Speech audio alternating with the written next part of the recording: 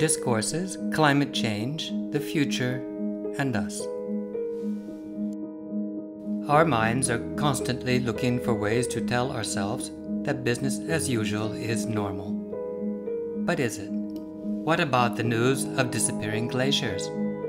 What about fires destroying homes in Australia, California, or the forest in the Amazon?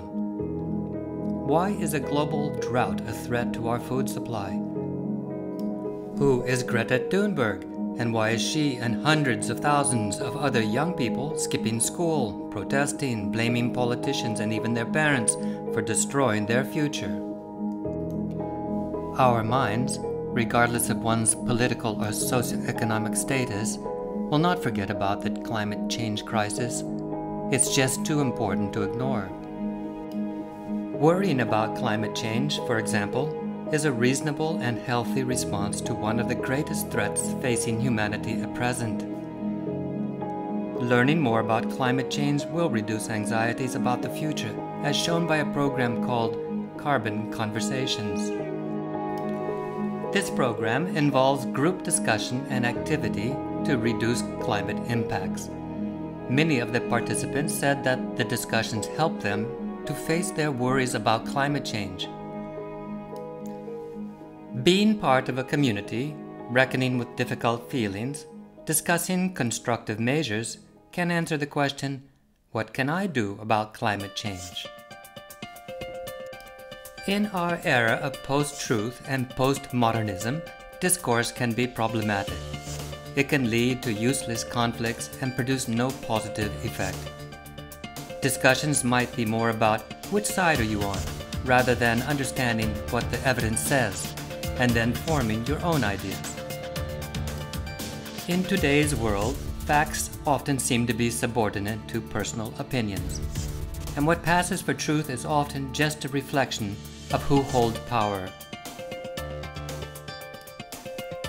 Good information about the issues facing the world, such as climate change, is readily available.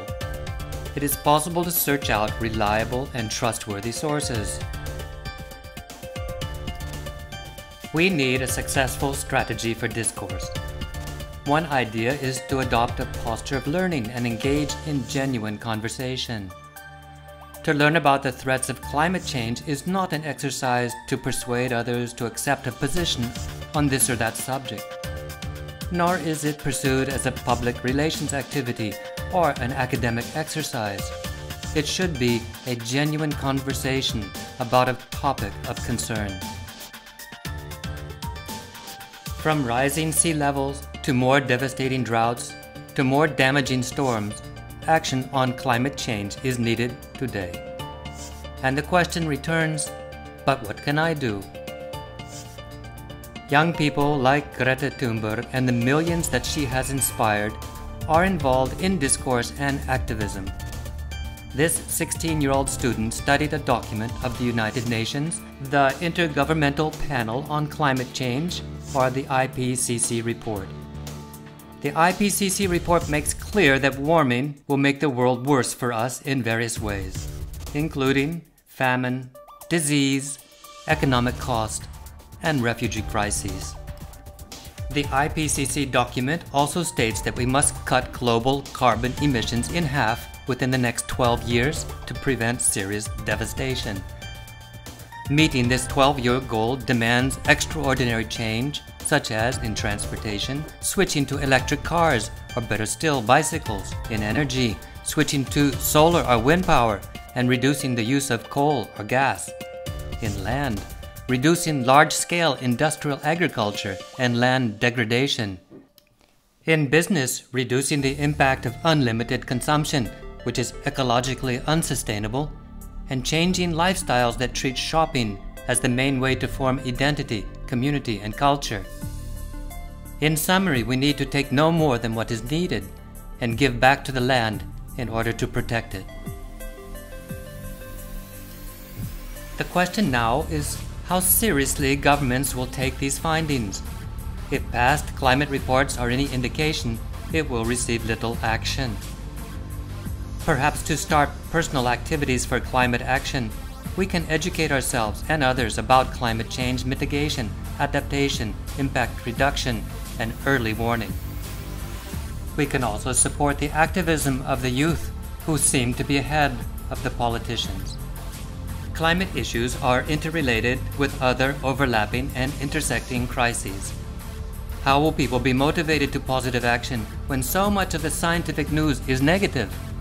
A common reaction to negative news is, well, what can I do? Nothing I do will make any difference, people say. A good place to start might be education and discourse. We can gather together with friends or colleagues and learn together and discuss possibilities for action. In discourse, one person may say, the idea that we as individuals could play a significant part in stabilizing the planet's climate system is objectively not realistic. But we can meet this tremendous challenge together as part of an organized movement. Another person may say, we face so many overlapping and intersecting crises that we can't fix them one at a time. We need holistic solutions. Or maybe someone hypothesizes, assume that humanity unites to fight fossil fuel emissions to keep oil, gas, and coal in the ground. This is what the youth activists are saying to governments, but many governments around the world are fully committed to the use of fossil fuels, such as the United States or Russia and countries in the Middle East. Do you think that they will adapt to save the planet? And then another person may add, I agree, we need integrated solutions that can bring down emissions while creating jobs and delivering meaningful justice to those who have been most abused and excluded under the current economy. In conclusion, a positive response to the difficult issues facing society is to learn more about them and engage in discourses and discussions. No matter how bleak conditions may appear at any given time, no matter how dismal the immediate prospects for bringing about unity, there is no cause for despair. The distressing state of the world can only spur us to redouble our commitment to constructive action. Seemingly countless permutations of us and them define group identities more narrowly and in contrast to one another. Taking the initiative to hold family, neighborhood, community, or professional discourses about the threats facing us is a positive step. It is an opportunity to work with others to build up and broaden a system of social organization and positive change.